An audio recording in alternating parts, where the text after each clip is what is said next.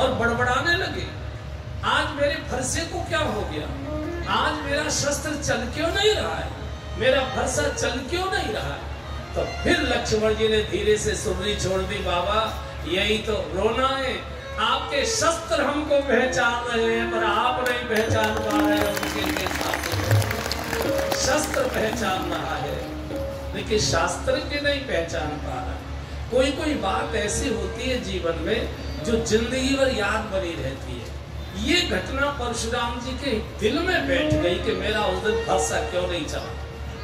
बात आई गई होगी सैकड़ों वर्षों के बाद किसी यज्ञ में परशुराम जी और लक्ष्मण जी का मिलन हुआ। किसी यज्ञ में वो भी आए थे, लक्ष्मण जी भी गए थे। तो परशुराम जी लक्ष्मण जी को एक तरफ लेकर गए और कहा, भाई लखन एक बात बता, उस दिन तुमने मेरे फरसे पर क्या मैंने ठोकने की कोशिश की, मेरा हाथ पीछे से आगे आया ही नहीं, फरसा तुम्हारे ऊपर चला क्यों नहीं। अरे नहीं गुरुजी, ये तो सब आपकी महिमा। बोले नहीं नहीं सच बताओ, तुमने कोई जादू कर दिया था। अरे हम कहाँ जादू टोना, हमको नहीं आता। अरे बताओ तो सही कि चला क्यों नहीं। लक्ष्मण जी ने कहा बुरा तो नहीं मानोगे। बोले नहीं। तो लक्ष्मण जी ने पूछा, गुरुजी शास्त्र में फरसे को क्या कहते हैं। दान, दान परश बुद्धि शक्ति प्रचंडा, फरसे को। और आप चिल्ला चिल्ला कर कह रहे थे परश बिलो, ये दान देख मैंने ये किया। भुजबल भूमि भूप बिन कीनी, विपुल बार मही देवन दीनी। मेरे ब्राह्मणों को इतनी धरती दी, मैंने इतना दान दिया, इतना धन दिया, इतना धन दिया। गुरुजी दान किया जाता है, न तो दान दिखाया जाता है, न दान गाया जाता है, न दान छापा जाता है। दान तो इस हाथ से दिया जाता है, इसको भी पता नहीं लगना चाहिए, तभी दान की महिमा है। जब छाप दिया और गा दिया उसकी महिमा मिट जाती है।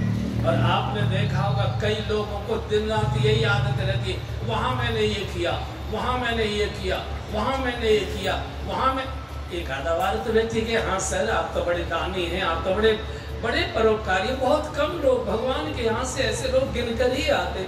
4-6 बार तो कहेगा, जब ज्यादा ही गाओगे तो धीरे से बोल देगा कि बड़ा भारी दानी बनना है, दुनिया भर का नंबर 2 का माल इकट्ठा कर लिया, दानी बनना है। तो दान गाया नहीं जाता, दान छुपाया जाता, दान छापा नहीं जाता, दान छुपाया जाता। इस हाथ ने दिया, इसको भी पता न लगे, तब दान की महिमा होती है, तब दान की गरिमा होती है। तो जैसे ही फरसा लेकर दौड़े, पूरी सभा हाय हाय सब, अरे बच्चे को बचाओ, अरे बच्चे को बचाओ। जनक जी भी घबरा गए। छोट कुमार खोट अति भारी, ये छोटा राजकुमार बहुत खोटा है। भैया काल को तो सभी खोटा कहेंगे, काल को कोई प्रणाम नहीं करता है, काल को कोई आदर नहीं दिया करता, सब काल को खोटा ही कहा करते। इधर भगवान को लगा कि ऋषि हैं, आखिर ब्राह्मण देवता है, इनको क्रोध कराना ठीक नहीं। फिर भगवान आ गए, लक्ष्मण जी को इशारा किया, लक्ष्मण जी फिर पीछे खिसक गए। आकर भगवान ने हाथ जोड़कर अपराधी नाथ तुम्हारा, अपराधी नाथ तुम्हारा, तेहि नाही कछु काज बिगाया, तेहि नाही कछु काज बिगाया।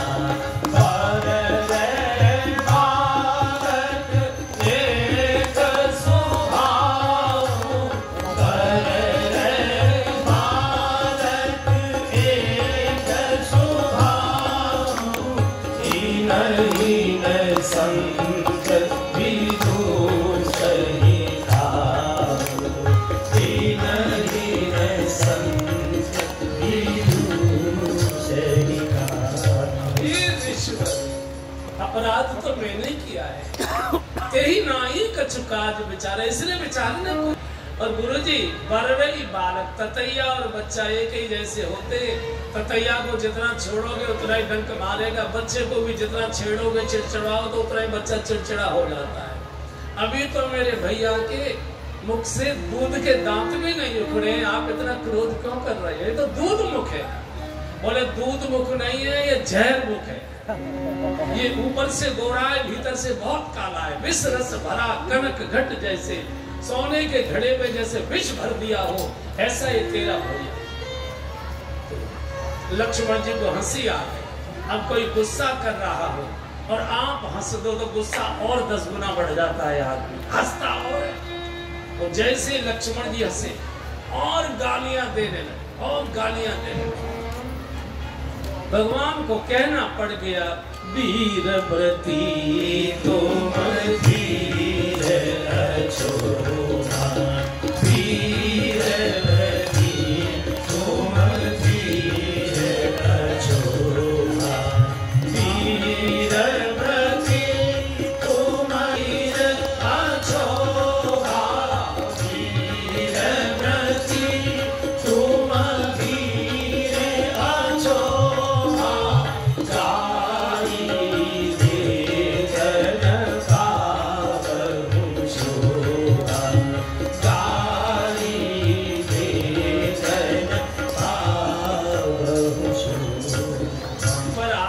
से वेद मंत्र शोभा देते, पुराणों के सिद्धांत शोभा देते, शास्त्रों की चर्चा शोभा देती है, सत्संग और संस्कृत के श्लोक मंत्र शोभा देते हैं। ऋषिवर आपके मुख से गाली शोभा नहीं दे, गाली दे तन पावई शोभा, ब्राह्मण गाली दे शोभा नहीं है उसकी।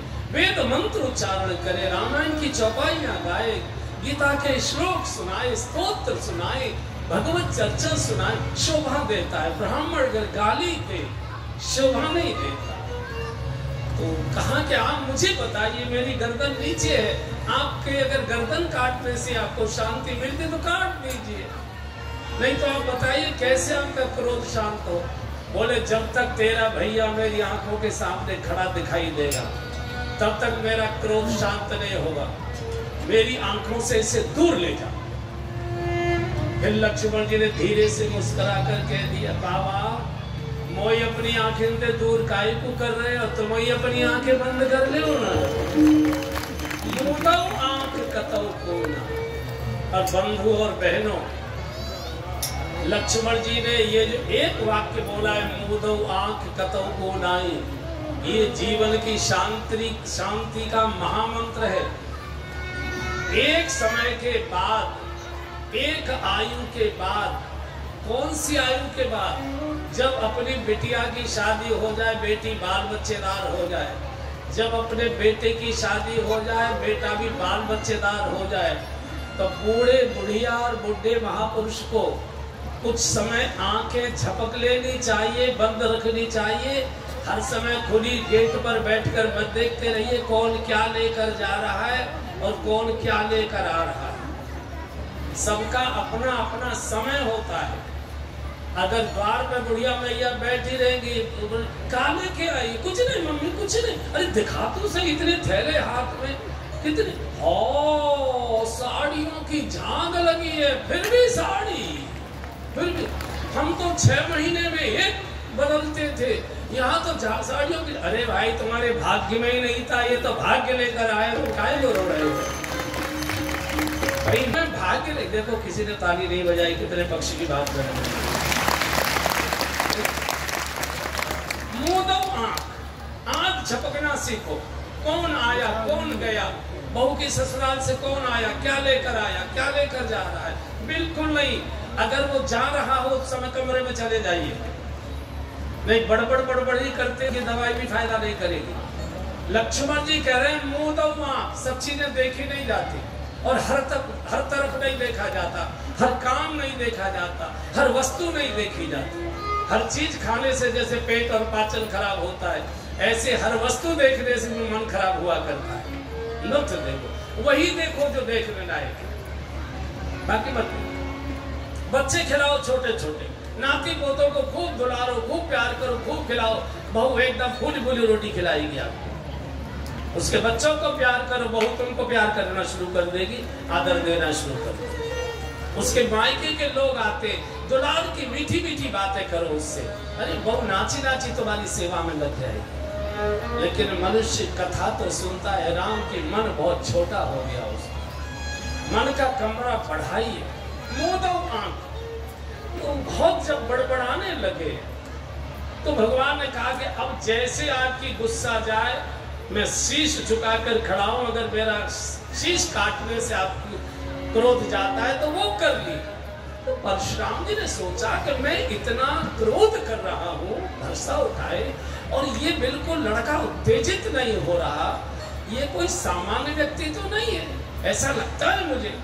तुरंत विवेक जगा और कहा, राघव अगर तुम सचमुच ब्रह्म के अवतार हो तो एक धनुष शंकर जी का तुमने तोड़ा, ये मेरे कंधे पर नारायणास्त्र पढ़ा है, राम रमापति कर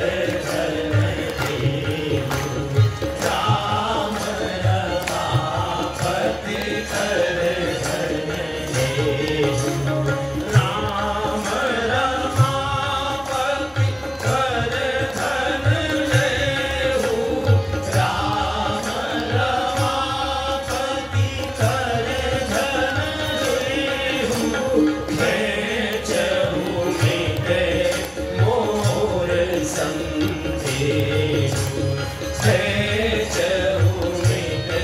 उसी समय घटना चाप आप ही चली गयहु, चाप आप ही चली गयहु, परशुराम मन विस्मय भयहु, परशुराम मन विस्मय भयहु, राम रमापति कर अगर तुम भगवान के अवतार हो, पूर्ण अवतार हो, तो अभी तुमने शिव धनुष तोड़ा है, मेरे कंधे पर ये नारायणास्त्र है, अगर तुम इसे चला दो मान लो कि तुम पूर्ण ब्रह्म के अवतार हो।